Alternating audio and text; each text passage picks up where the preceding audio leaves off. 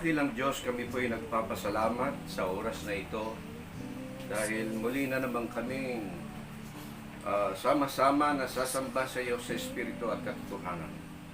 Sa iba't ibang mga lugar kung saan ang aming mga kapatiran, mga kaibigan, mag-anak, at mga malalayong mga relatives namin sa iba't ibang mga bansa. Salamat sa kalayaan na iyong ipinagkakaloob sa amin kahit kami ay naka-lockdown, malayang-malaya pa rin kami na makapagbulay-bulay at mag-aral ng iyong salita na siyang pinakamahalaga sa buhay ng tao, na siyang pinaka-importante sa buhay namin. Sapagkat ang tao ay hindi lamang nabubuhay sa tinapay, hindi lamang nabubuhay sa pagkain sa umaga, tanghali at gabi, kundi higit sa lahat sa iyong mga salita. Sapagkat ikaw, O Lord, ang nagsabi that man shall not live by bread alone, but by every word that proceeds out of the mouth of the Lord. Kaya naman sa oras na ito, kami po ay umaasa na mapapagpala muli kami mula sa iyong mga salita. Tulungan mo kami na makasumpong kami ng mga kalakasan, karunungan at kaalaman na sa gayon alam namin kung paano kami mabubuhay sa panahon na ito ng pandemic. O Diyos, tulungan mo rin kami, magkaroon kami ng mga encouragements, mga strength, at kung ano-ano pa na kailangan namin upang manatili kaming matatag sa aming pananampalataya sa iyo. Salamat po na marami, pinaubayan namin sa iyo ang lahat sa pamamagitan ng pangunguna ng Banal mong Espiritu. Sa pangalan ni Jesus, lahat tayo magsabi ng Amen. Ang pag-aaral po natin ngayon ay tungkol sa faith without works is dead. O tinatawag na ang pananampalataya na walang gawa ay patay. Ito po ay sinabi mismo ni James, na isang apostol ng ating Panginoong Jesucristo. Dito po masasagot kung ano po talaga ang ibig sabihin ng totoong pananampalataya at ang pananampalataya na hindi totoo. What really is real faith and dead faith? Anong klase ng pananampalataya ang kinalulugdan ng Diyos? At anong klase rin ng pananampalataya ang kinamumuhian ng Diyos? According to Jesus, tinawag niya itong kamangmangan. Pagka hindi tama ang kanyang pananampalataya, iyon ay pag-aaksaya lamang ng panahon at ang taong iyon ay mangmang. According to Jesus, in Matthew chapter 7 verse 26, mangmang siya sapagkat siya nagtayo ng kanyang bahay sa ibabaw ng buhanginan. Nung dumating ang bagyo, dumating ang kalamidad, iyon ay bumigay. So, mahalaga na tayo po sa buhay natin dito sa lupa, habang tayo'y naririto, ay ang Diyos sa buhay natin. Kasi kung wala ang Diyos sa buhay natin, mawawalan na ng kabuluhan ang lahat ng bagay. Pangalawa na kailangan natin ay ang kanyang salita. Sapagkat ang kanyang salita ay nagsisilbi itong tanglaw, gabay sa ating buhay. Ito ang kailangan natin para makarating tayo sa tamang destinasyon ng ating buhay. Sapagkat ang buhay natin ay hindi panlupa lamang. Maikli lang ang buhay natin dito sa lupa, mas mahaba doon po sa kabilang buhay. Kaya mahalaga na tayo po ay magkaroon ng pagpapahalaga sa salita ng ating Panginoon. Bago ang lahat, nais ko pong ipaalaala na ang ating sinisiris po ay ang buong aklat ng James o Santiago sa Tagalog, upang i-address natin ang ilang mga issues na related sa ating faith o pananampalataya sa Diyos. Kasi po magkahawig ang ating sitwasyon sa panahon na isinusulat ni James ang aklat na ito. Noon ay nakakaranas sila ng matinding persecutions. Sila'y sinasaktan, sila'y pinapatay, at pinagbabawalang magtipon. Bawal ang mass gathering, kaya't sila'y nagsipangalat sa iba't ibang mga bansa. Sila'y naging mga estranghero. Dahil dito, bagsak ang kanilang mga kabuhayan, ang kanilang ekonomiya, at ito yung nagdulot ng matinding sufferings, hardships, and difficulties sa kanila. Sa kanila ay matinding persecutions, sa atin naman ay matindi at terrible at nakamamatay na virus. Magkaiba, pero halos parehas yung epekto. Kasi tayo ngayon ay hindi rin makapag-mass gathering dahil delikado. Bagsak din ang ating ekonomiya at mga kabuhayan all over the world. Nagdudulot ito ng matinding suffering sa ating lahat. Kung walang ayuda na natatanggap, abay mahirap talaga.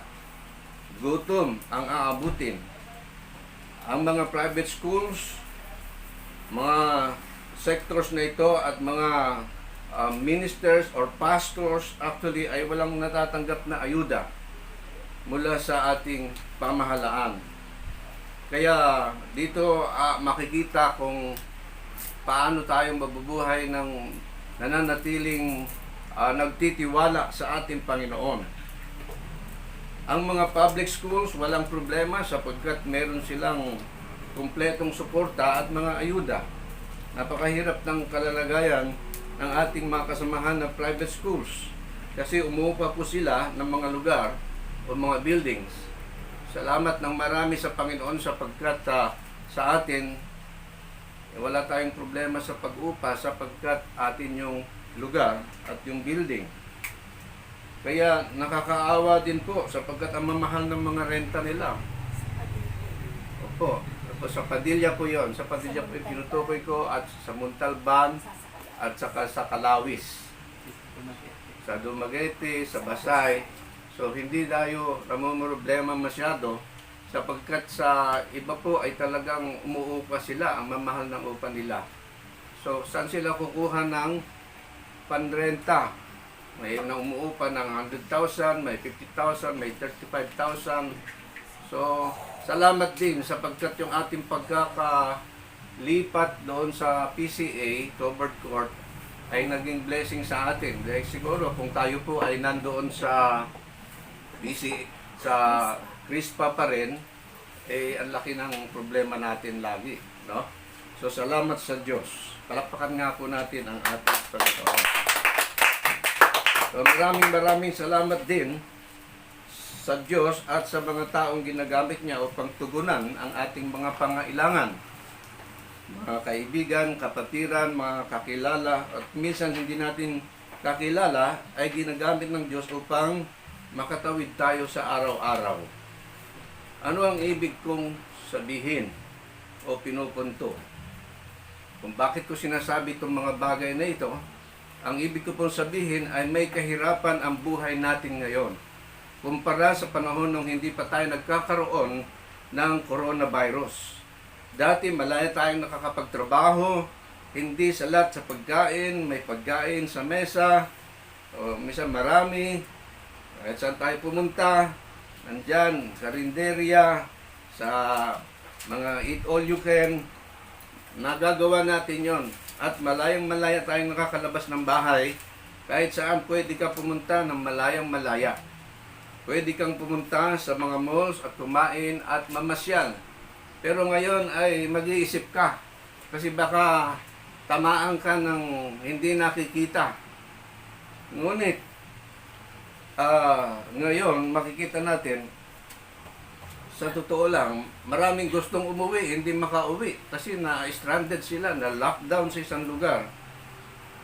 Kung di ko nalilimutan yung tuhin ko sa Bohol, na-lockdown sa Balaga, hindi makabalik sa Cebu. Yan po talaga ang buhay natin ngayon. Hindi na siya tulad ng dati.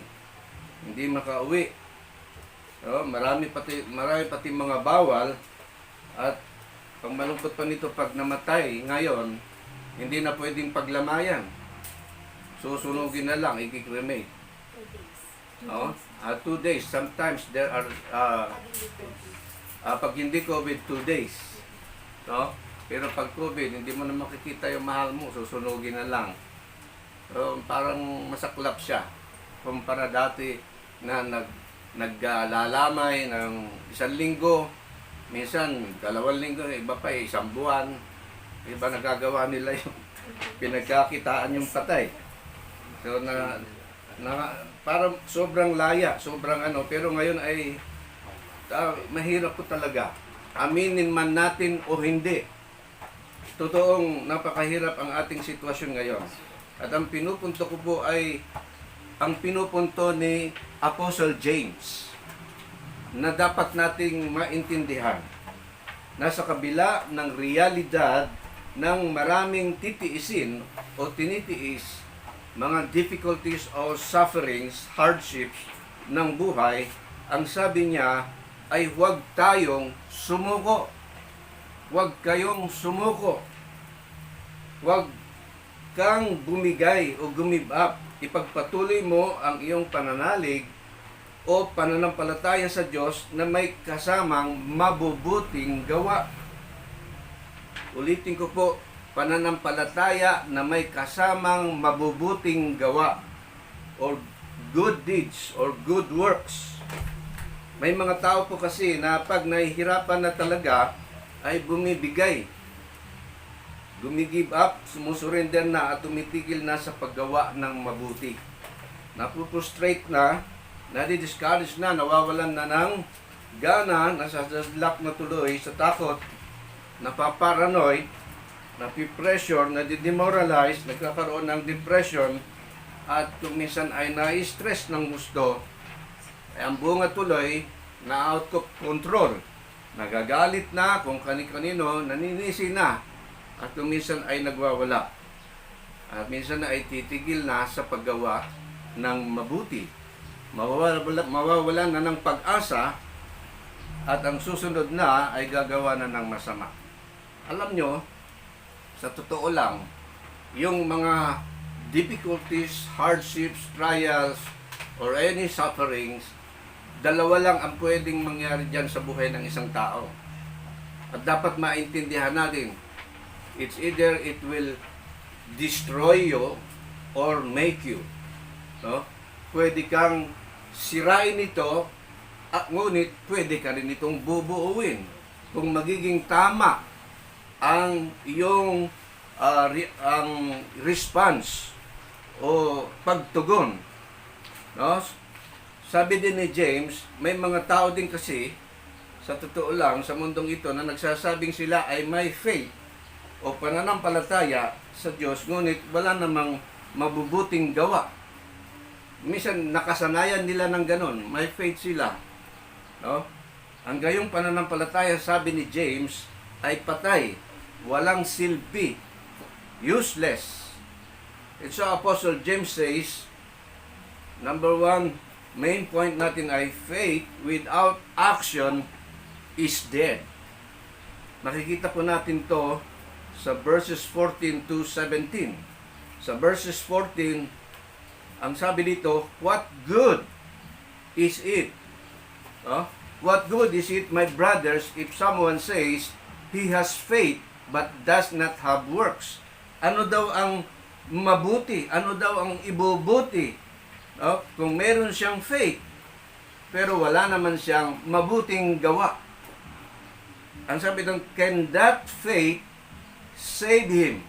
Kaya ka bang iligtas ng pananampalataya mo ng ganon, na ang faith mo ay faith lamang at walang talakip na mabuting gawa o mabuting pagkilos, mabuting pamumuhay, o walang mabuting transformation ng buhay? Si James, ang kanyang binibigyan ng emphasis sa panahon ng hardships, panahon ng ganitong sufferings o mga tinitiis, ang sabi niya ay gusto niya na magkaroon tayo ng commitment. Huwag kang bumigay. Huwag kang sumurrender, give up. Magkaroon ka ng commitment. Sapagkat pag nalusutan mo ito, ang sabi doon, sa James chapter 1 verse 12, magkakaroon ka ng gantimpala. ibibigay ng ating Panginoon pagdating ng panahon. Parang yung kanta ni Kesha. Hindi siya mayari. Parang di pa. Yung pagdating ng panahon, haharap tayong lahat sa ating Panginoon. Kung bumigay ka, ano pang aasahan natin? Ano pang aasahan mo? Hahatulan ka lang naman ni Lord. So, di ba, mas maganda na doon. Kasi sa totoo lang, nangyayari itong mga trials na ito, walang exempted sa atin. Lahat tayo, the trials of life is already given sa atin. Nariyan na yan. Walang exempted, walang exemption. Sino man sa atin. Lahat ay kasama dyan. Ngunit may layunin kung bakit pinahihintulot ng Diyos ito upang yung marumi na kumbaga lupa, bato, ay lalabas ang isang tunay na ginto. Yun ang purpose niya. Kasi ang gusto niya, makasama ka, makasama ko, makasama tayong lahat sa langit. Dahil ang tao ay makasalanan. Ang tao ay may sariling gusto. Ang gusto ng Diyos ay yung gusto niya para makarating tayo doon sa buhay na walang hanggan. Kaya po, mga kapatid, faith without action or faith without works is dead. Sabi doon, what good? Anong magandang idudulot nito? Kung wala ka namang aksyon, ibig sabihin, patay. Walang magandang dulot. That kind of faith cannot save him. Or that kind of faith cannot have that salvation. Kasi ang tao talagang pagdating sa salvation, nagtatalo-talo. Mamaya po, ipapaliwanag po natin mabuti ito. Okay, tulad ng mga nangyayari sa syudad, sa US, sa Amerika ngayon, dahil doon sa kahirapan na nangyayari, ayaw na nila pati yung sobrang democratic form na democracy ay naabuso na kasi ayaw nilang pasawata. Ano nangyayari ngayon doon? Nagkakaroon na ng nakawan. No? Ang iba nagpapakalat ng mga peking pera. Nagkakaroon na ng lootings. Iniluluban nila yung mga tindahan. Na iba pumapatay, iba nagwawala. Iba naman nag-involve sa mga drugs. Pagsusugal dito sa atin. Pagsusugal, pagsasabong. Kahit naka-lockdown. Anong buti? Sabi doon. Anong buti ang may dudulot nito? Can that faith save him or save you? Madami nagsasabi, kilala ko ang Diyos. May Panginoon ako, kilala ko sa Jesus. Pero tignan mo kung anong ginagawa. Taliwas doon sa sinasabi niyang meron siyang pananampalataya. May gawa siya, pero hindi tama. Lihis. Masama ang kanyang ginagawa. Pag sinabi mong may faith ka talaga sa Diyos, mabuti ang iyong gagawin. Kaya tuloy, sila'y lalong napapahamak. Meron din mga religious leaders. Tinignan ko sa mga news worldwide. Naku, ang dami palang mga religious leaders and church leaders na nakademanda, na fine, na merong mga kaso. Bakit po? Dinidefine nila yung social distancing. Meron nga ako napanood, sabi doon social distancing is not sabi niya na hindi ito problema. Why? Because we have God. Sabi, matindi pa yung kanyang pangangaral, ang kanyang sinasabi na God is always with us. Kaya huwag niyong intindihin yung virus, sabi ng ganun. Pero yun mo, 1 linggo pa lang nakalilipas, namatay siya. Pagkatapos, nagkahawa-hawa sa congregation. Kasi sinabi ng government, walang mass gathering. Social distancing, pero konti lang dapat. So nagkahawa-hawa yung mga members, at hindi lamang yon, nag-iwan pa siya ng mga virus sa kanyang pamilya. So kung siya namatay, ano ngayon nangyari sa pamilya niya? E di nanganib pa siya. Nanganib pa yung kanyang mga mahal sa buhay. Dito naman sa Pinas, meron din tayo. Diba? Isa ding religious leader sa somewhere sa Mindanao, sa Cagayan de Oro. Hindi niya rin inintindi yung mass gathering, social distancing. So ano nangyari? Nagtipon sila, almost 400 to 500 members. So ano nangyari? E di pinuli siya at pagkatapos ay pinagmulta siya ng 50,000. Diba? Kaya sabi ni James, what good can that faith save you? So ano nangyari? Napahamak. Nalagay tuloy sa alanganin. Bakit? Kasi katigasan na ng ulo yun eh. Sabi naman sa Bible, sinabi, magpasakop kayo sa gobyerno.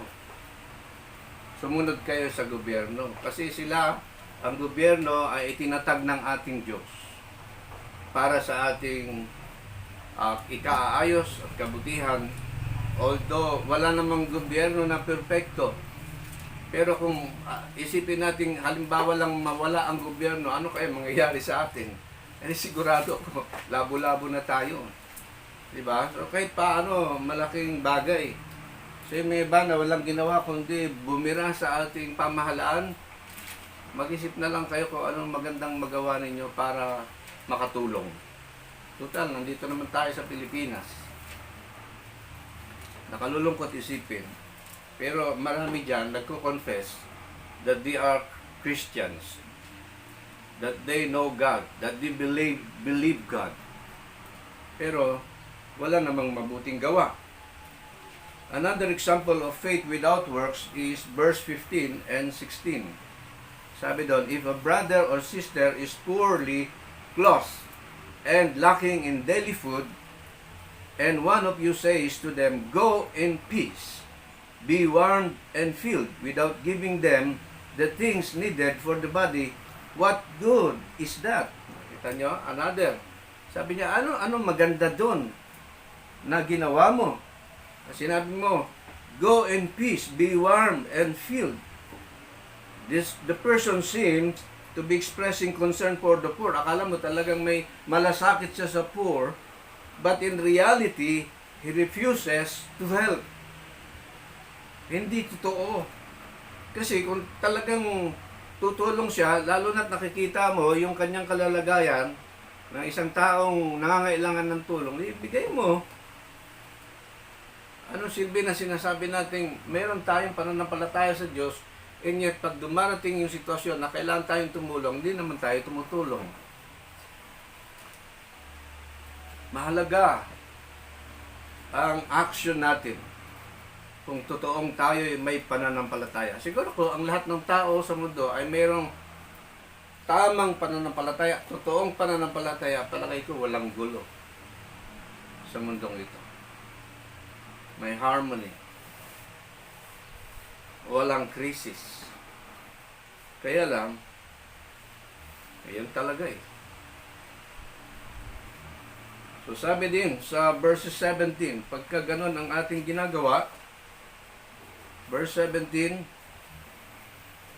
so also faith by itself, if it does not have works, is dead. Kung wala daw pong mabuti kang ginagawa, although sinasabi mong may faith ka o pananampalataya ka, ang pananampalataya mo ay patay. Yun po ay head faith lang. Head faith.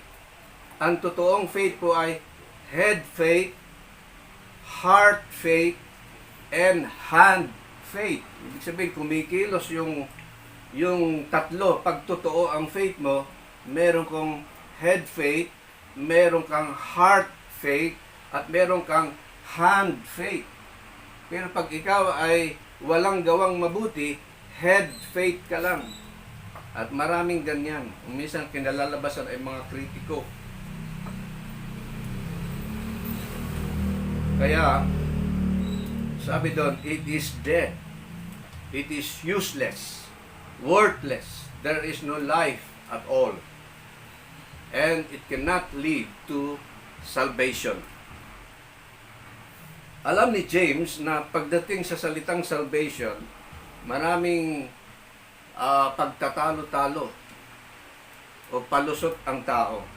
Maraming iba't ibang tradisyon, kultura o pamamaraan ang tao.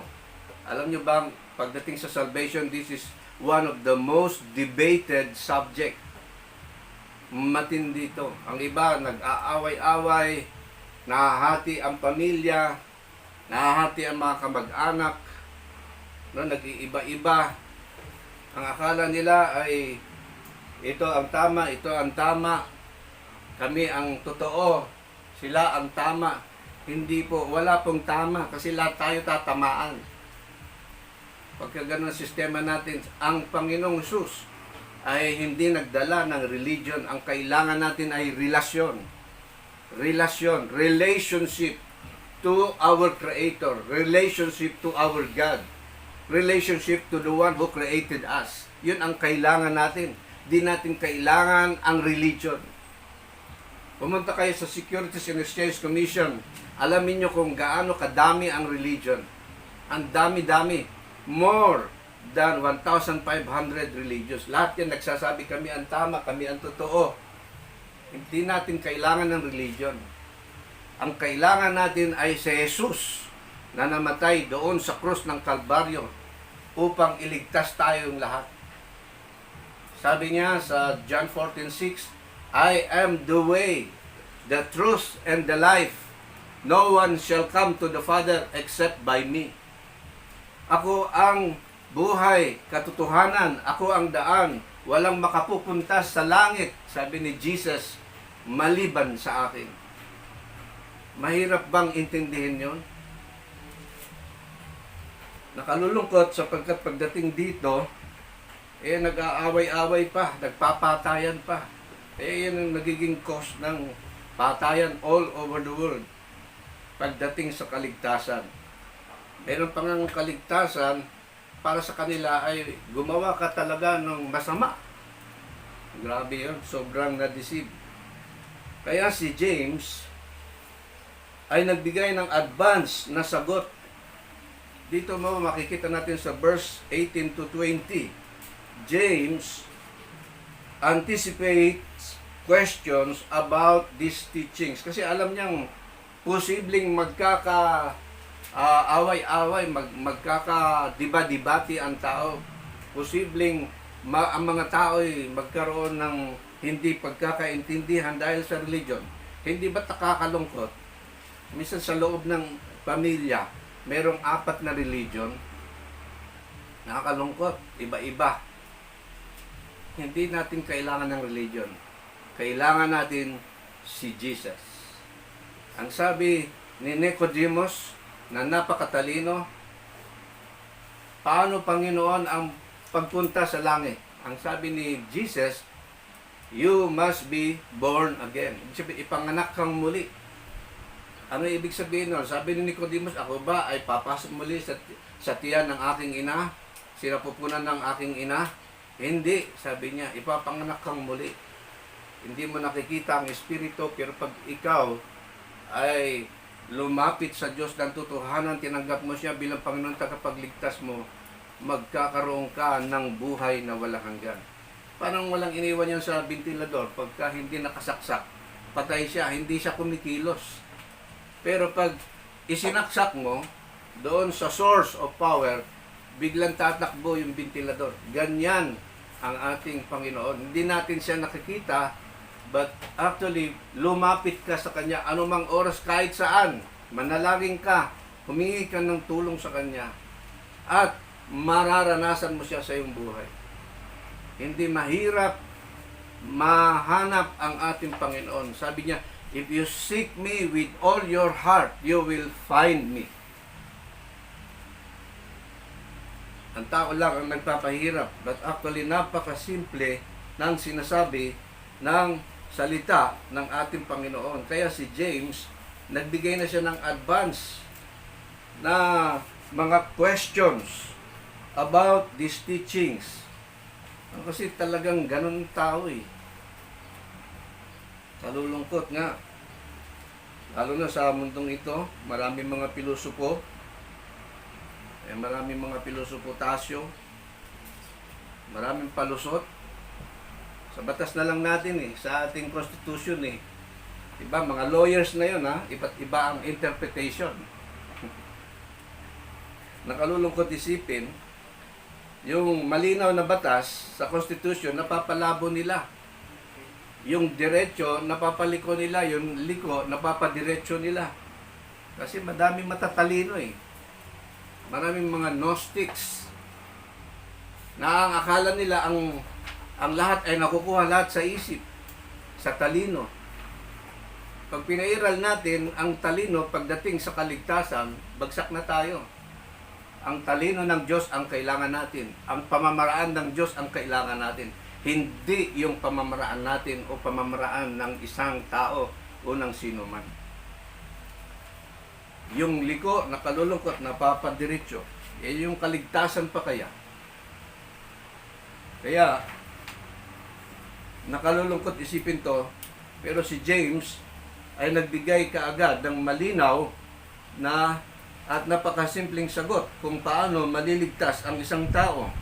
Sa verse 18, basahin po natin, sabi na, but someone will say, you have faith. Diba? Merong ibang grupo na faith, by faith lang, by faith, ligtas ka na. And I have works. Sabi naman ng iba, hindi, sa pamagitan ng gawa, maliligtas ka. E di, pag sa pamagitan ng gawa, di nabaliwala na yung pag-aalay ng ating Panginoon Sus doon sa krus ng Kalbaryo. Ibig sabihin, dalawa na tagapagligtas. Una, si Jesus. Pangalawa, ikaw na. Ang ibig sabihin ng tunay na faith o real faith ay may faith ka sa Panginoong Hesus bilang the way, the life, the truth and the life. May faith ka sa Kanya kasi siya yung binigyan siya yung daan na sinasabi ng Bible eh. May faith ka sa Kanya at yung pananampalataya mo na yun, merong resulta ng mabubuting gawa. Hindi ibig sabihin na may faith ka plus good works ay maliligtas ka. Hindi. Hindi plus yon. May faith ka na magre-resulta ng mabuting gawa. Yun ang kaligtasan. Yun ang faith. Yun ang real faith. Yun yung faith na nakalulugod sa ating Panginoon.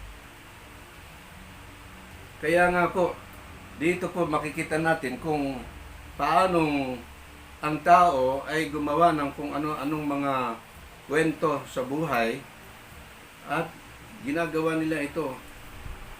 Mahawa pa sila. Ang problema ay madami ang nadadaya. Kaya sabi ni James, you have faith, I have works. Diba? Pinag-aaway nila eh.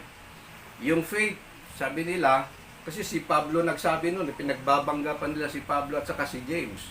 Sabi naman ni James, ay kailangan ng works. But actually, pag binasa mo yung Romans at saka itong James na ito, hindi sila nagko-contradict. They complement each other. Meron silang pagkakaisa na ang tinutukoy ni Pablo, ang pananampalataya ay kailangan din na may resulta o may product na magandang gawa. And James also is saying na ang pananampalataya ay kailangan din ng may mabubuting gawa. Iyan ang totoong pananampalataya. Kaya sabi ni James, show me your faith apart from your works, and I will show you my faith by my works. Meron man nangangatwiran eh. Iba't ibang mga kaya pati debate dito, sabi ko, you believe that God is one, you do well. Totoo naman, di ba? Nananampalataya ka na ang Diyos ay isa. Totoo po. Hindi po tatlo ang Diyos. Yung God the Father, Son, and Holy Spirit po ay persona niya yon. We cannot explain that. Pagdating natin sa langit, saka natin maintindihan ng mabuti yan. Kasi mystery yon. You believe that God is one, you do well. Pero sinagot niya dito, even the demons believe. And that is true, di ba? Kasi yung mga demons, dati silang nandun sa langit eh. Mga angels sila eh. Naniniwala sila, sumasampalataya sila, meron silang pag-submit sa ating Panginoon. Pero dahil sa ginawa nila ay masama, ano nangyari? Tinapon sila. Nanginginig pa nga, even the demons believe and shudder. Do you want to be shown, you foolish person, the faith apart from your works is useless? Useless. Pag walang mabuting gawa, ano ngayon ang ginagawa ng mga demons? Gumawa ng masama. So anong klaseng faith ang meron sila? Head faith lang. And that is also true sa maraming tao.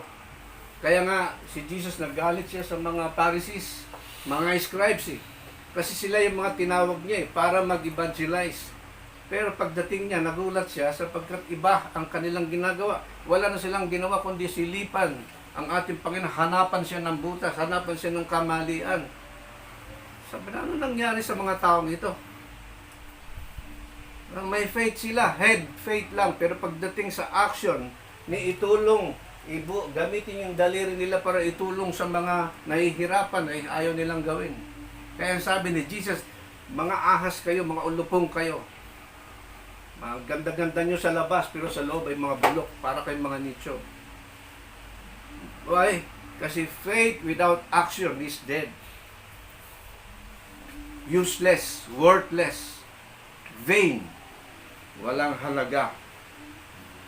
Kaya kung totoong may faith ka, well, samahan mo ng mabuting gawa, mabuting pamumuhay. Ipakita mo na may totoo kang Diyos. Kasi ang faith po ay invisible eh. Nakikita nyo ba ang faith? Invisible ang faith. Ngayon, para magkaroon ng ebidensya, dapat magkaroon ng transformation sa buhay ng isang tao. Makita ang mabubuting gawa niya. Yung kanyang mabubuting gawa ay ebidensya na meron siyang faith. Ngayon, para matuldukan to, nagbigay si James ng mga examples.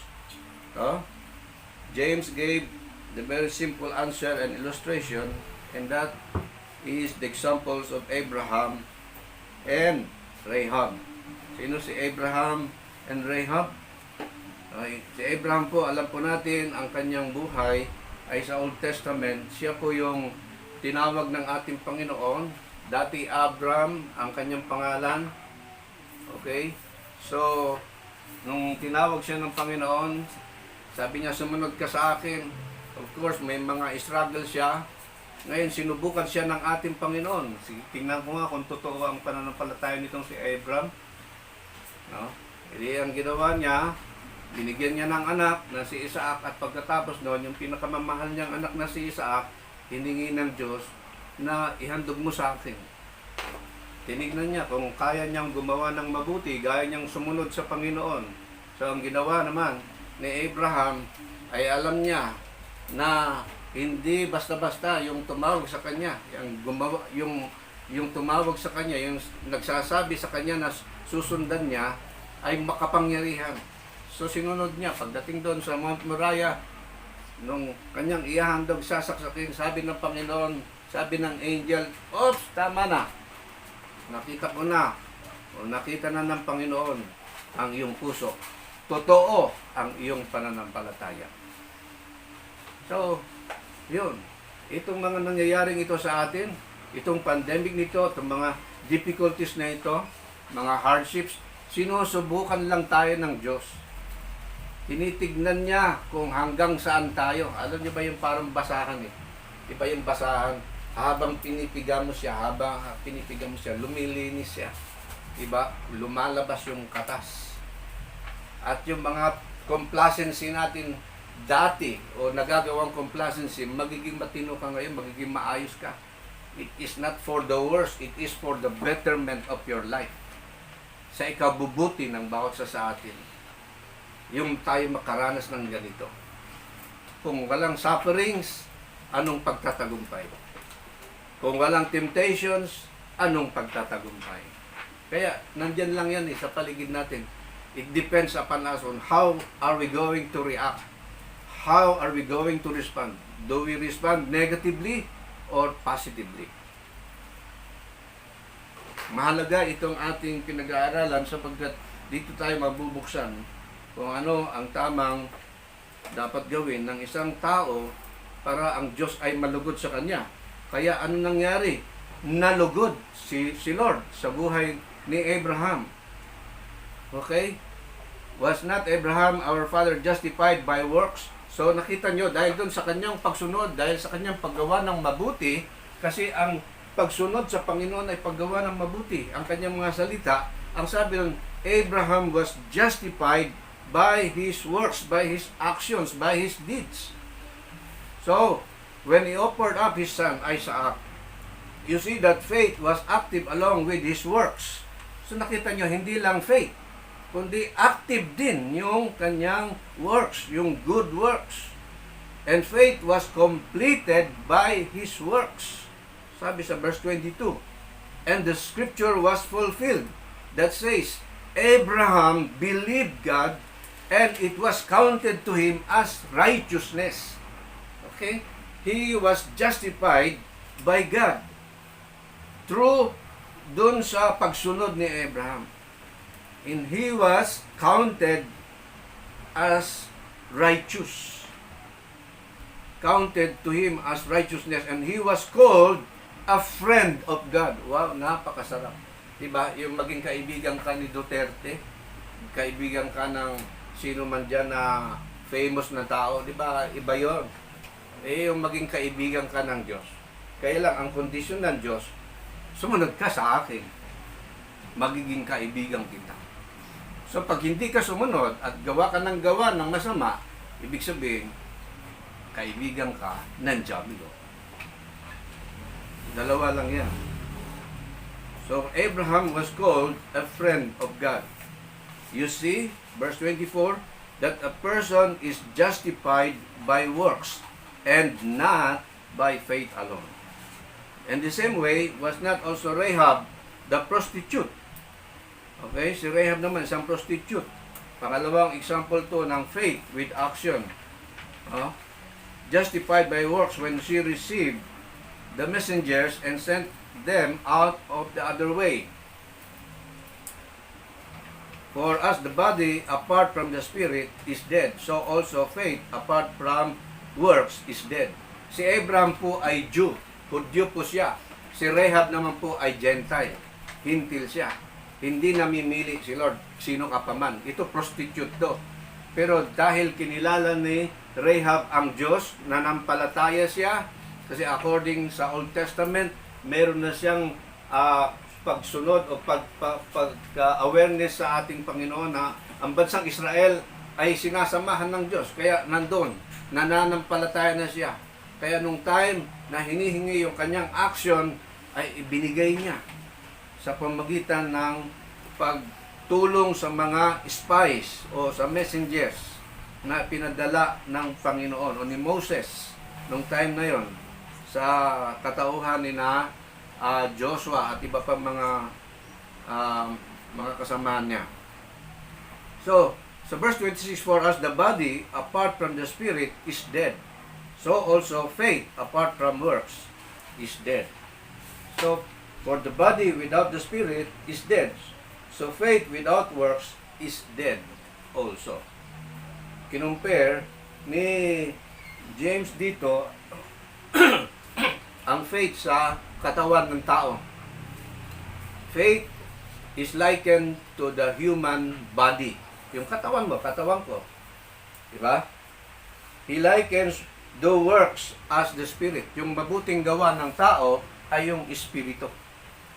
Ang tao po, pagka nakahiga na sa ataol o namatay na, useless na yon. Diba? Wala na eh. Mag-deteriorate na yon. Kaya lang nagkakaroon ng halaga because of the spirit na nandun sa tao. Okay? So, ang body, ang katawan ng tao ay tumatayong faith. At ang spirit ay tumatayong yung gawa. So, pag namatay ang tao, okay, yung katawan lang niya ang nakikita. wala na yung spirit. Kaya nawawalan na ng kabuluhan, namamatay na. Wala nang silbi, wala nang value. Pag namatay ang isang tao, babalik na yan sa alabo. Kaya mahalaga ang faith, mahalaga na may kasamang espiritu na isinisignify ng mabubuting gawa. Kaya sabi ni James, faith without action is dead. Tayo manalangin. Dakilang Diyos, kami nagpapasalamat sa iyo. Nawa po itong mga narinig namin na iyong mga salita, mga karunungan na hindi namin napapag-aralan o mapapag-aralan sa magagandang eskwelahan dito sa lupa o sa amang eskwelahan sa ibang bansa, sa Harvard o kahit saan. Hindi namin matututunan ito, mga narinig namin sa iyo, maliban sa iyo lamang. Kaya naman kami nagpapasalamat sa iyo ng todo-todo dahil sa iyong kabutihan na kahit ganito ang sitwasyon namin, malayang-malaya pa rin kami makasamba sa iyo sa Espiritu at katotohanan sapagkat ang yun ang inahanap mo at kami ay patuloy na makapagbulay-bulay, makapag-aral ng iyong salita ng Diyos sapagkat yun ang pinakakailangan namin, pinakapagkain ng aming kaluluwa at espiritu. Ang pagkain ng katawan ay yung pagkain sa umaga, tanghali at gabi. Pero ang pagkain ng kaluluwa at espiritu ay ang salita ng Diyos. Purihin ka, Panginoon. Salamat sapagkat binuksan mo kami sa katotohanan ito. Ikaw ang aming niluluwalhati at pinararangalan sa ngalan ng Ama, Anak at Espiritu Santo. Lahat tayo magsabi na Amen. Ika'y mabuti man pagkailanman hanggang ako